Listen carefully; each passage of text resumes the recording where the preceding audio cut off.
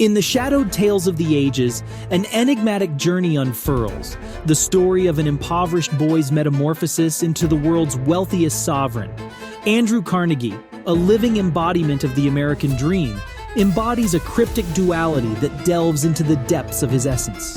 From rags to rain, his ascent weaves a sinister thread, entwining his legacy with a chilling twist. A facade of workers' advocacy cloaks a darker tale. Slashed wages, exploited labor, a dominion built on shaky ground. Unions crumble, lives vanish, industry titans clash. Yet a brighter strand emerges, a benefactor, channeling wealth into humanity's uplift. Libraries and schools bloom worldwide, pathways to hope. His prince reshaped commerce and molded a new America. During rivalries and alliances, an eerie symphony plays. Born in poverty's grip, his story's haunting overture.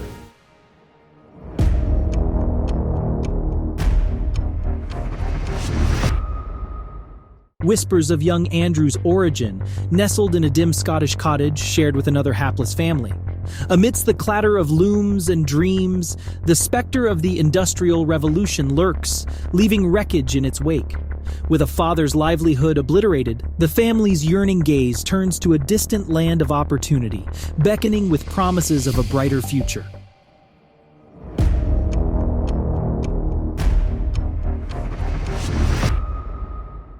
Parents grappling for stability, a youthful Andrew departs school for grueling labor, crafting a destiny with the sweat of his brow. A messenger boy atop two wheels becomes the harbinger of fortune, forging connections in the city's business labyrinth. Thomas Scott, a railroad emissary, discerns the ember of potential, fanning it into flames that engulf the path to success. Yet shadows loom. A father's eyes brimming with despair, a pledge etched in tears as Andrew swears opulence and solace for his kin. Andrew's march towards dominion echoes the rhythmic clang of steel, even as humanity fractures under the pressure.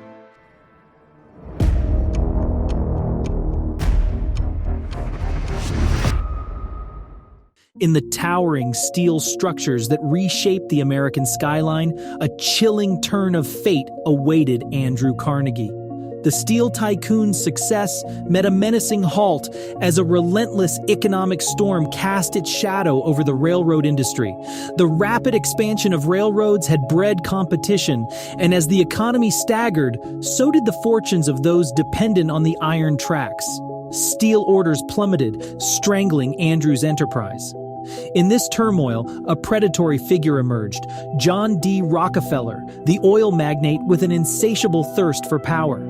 Exploiting the railroad's desperation, he manipulated deals that ultimately pushed these companies into ruin. Among them was Andrew's former mentor, Tom Scott, whose fall Andrew attributed to the hands of Rockefeller.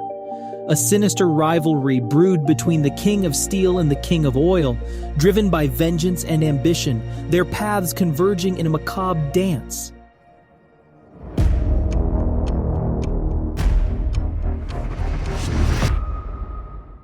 Henry Clay Frick, the embodiment of malevolence, entered Andrew Carnegie's realm. A sinister partnership blossomed, fueled by dark ambitions. Frick's cruelty fused with Carnegie's dominance, birthing a maleficent harmony. Frick navigated shadows. Carnegie pulled strings. Evil strategies thrived, weaponized falsehoods and deceit to crush rivals. Duquesne's steelworks crumbled, falsehoods choking competition. Condemned tactics became tools of dominance, veiled in darkness. Their malevolent pact brought devastation. South Fork fishing and hunting clubs' opulence birthed catastrophe, neglecting dam safety. Disaster struck, engulfing Johnstown. Carnegie's ties to Frick and the club stained his legacy, a looming shadow cast over his empire.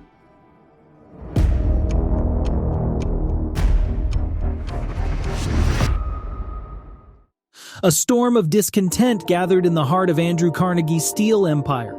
The workers who toiled tirelessly in his mills had grown weary of their meager wages and oppressive conditions. Strained by the yawning divide between their labor and Carnegie's swelling fortune, their patience snapped like brittle threads. The shadow of resentment draped itself over their souls. Amidst this turbulence, Andrew's public persona masked a darker truth. His grand words of workers' rights and unions were a veneer, easily peeled away to reveal the evil puppet master pulling the strings. A library built for show, a disguise of benevolence, while the workers remained shackled to their labor, voiceless and exploited. Andrew, the grand conductor of deceit, wielded his puppet, Henry Frick, as the enforcer of his sinister agenda.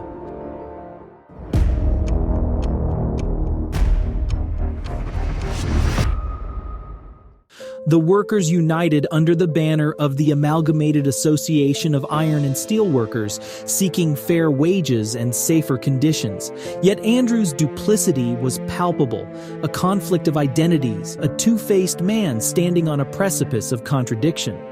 The climax arrived with a battle that transcended steel and iron. As Homestead's labor force stood resolute against Frick's iron fist, the darkness of their struggle deepened. The workers' pleas for better conditions and a union were met with Frick's ruthless counteroffer: a 22% wage cut and the destruction of their union. The discord escalated as Carnegie vanished into the shadows, leaving Frick to orchestrate his malicious symphony. But the workers were no longer blind to their oppression. Their unity was forged in the crucible of suffering, their determination unwavering. As Homestead's steel mill came to a grinding halt, the striking workers formed a barricade, a wall of defiance against Frick's mercenaries, the Pinkertons. Andrew's whispered encouragement to Frick lingered in the air, a ghostly reminder of the darkness that entwined them.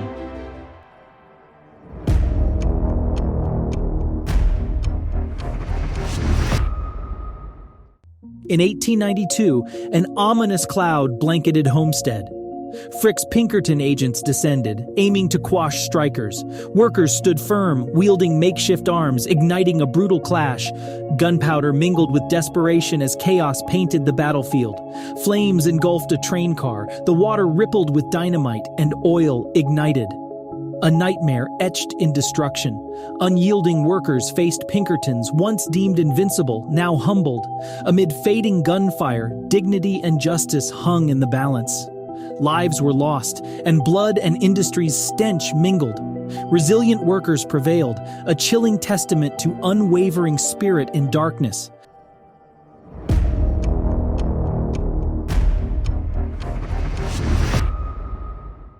A chilling revelation cascaded through the land amid the chaos of Homestead's battle. The governor, alarmed by the bloodshed, dispatched an army of state militia, numbering 8,000 strong, to quell the turmoil. Yet their arrival ushered in an eerie shift. They weren't there to restore peace, but to reclaim the steel mill for Carnegie's insatiable empire.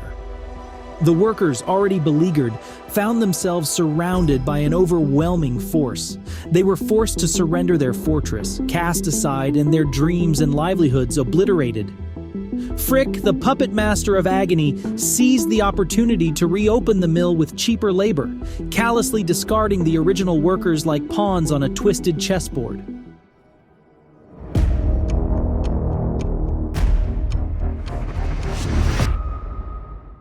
A new era dawned upon Homestead, but it was drenched in the haunting echoes of a bitter defeat.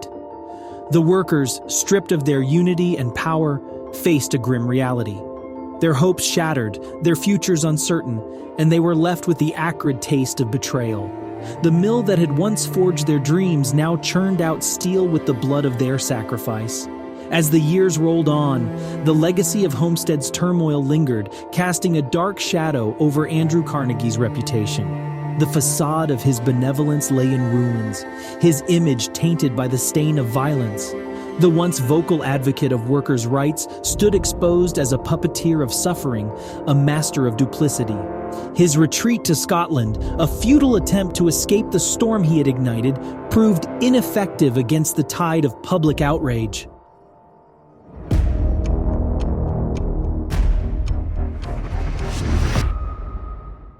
The fallout resonated through the years, leaving scars on the souls of workers and magnates alike. Torn between his ideals and his hunger for wealth, Andrew stood at the crossroads of his identity. The ghost of Homestead haunted his every step, a reminder of the consequences of his ambition. The clash between Andrew and Frick, once a partnership of ambition, crumbled into bitterness and resentment. The venomous exchanges, laced with accusations and regret, tore apart what was once an unbreakable bond. Frick's departure from the helm of the Empire marked the end of an era, a final act in their tragic drama. As the two men retreated into separate realms, their legacies diverged. Frick's taunts from the shadows mocked Andrew's decisions, a testament to the festering wounds that had never truly healed.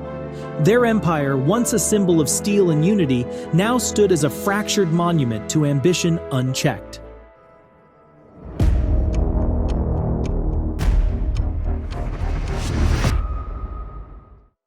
As the 20th century dawned, Andrew's steel mills surged despite the shadow of scandal. Amid his empire's rise, a new chapter unfolded, an unexpected tale of transformation.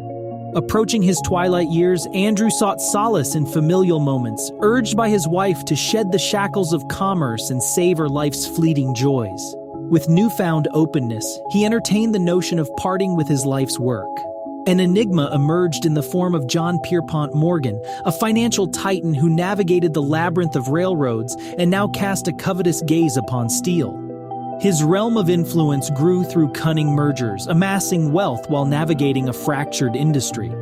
The prospect of acquiring Andrew's domain captivated Morgan, as he recognized that dominance lay not in competition, but in absorption.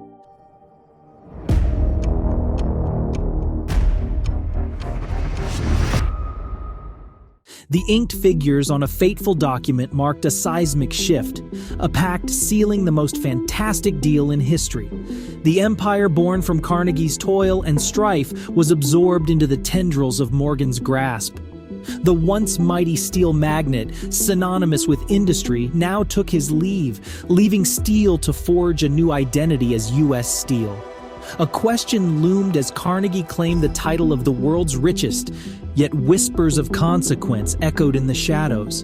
The price of his riches, an array of sorrows and choices that carved a path littered with suffering, led many to ponder the worth of such triumphs.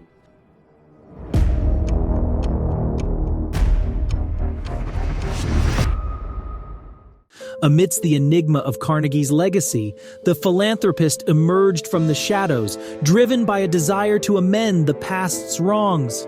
Money flowed from his coffers to seed a forest of knowledge, with libraries and institutions as the saplings. His belief in education's transformative power fueled his crusade, creating an indelible mark on humanity. Yet behind this benevolence, a shrouded motive whispered, a conscience grappling with remorse, seeking redemption. Some saw his giving as an attempt to rewrite history, casting himself as the hero of his own story. Others viewed it as a duel with Rockefeller, a duel of benevolence masking competition.